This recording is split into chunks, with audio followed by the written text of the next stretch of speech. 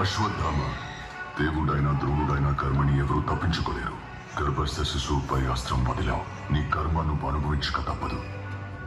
అయితే సంధించు చక్రం, విధించు నీ శిక్షని. చావు నీ శిక్ష కాదు అశ్వత్థామ, అది నీ ముక్తి.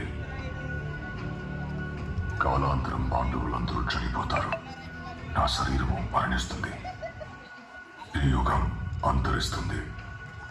కానీ నీకు మరణం రాదు.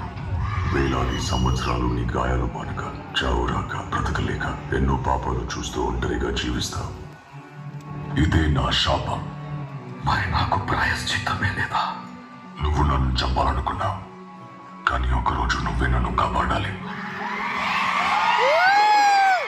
కలియుగం వస్తుంది, కలి వస్తున్నాడు.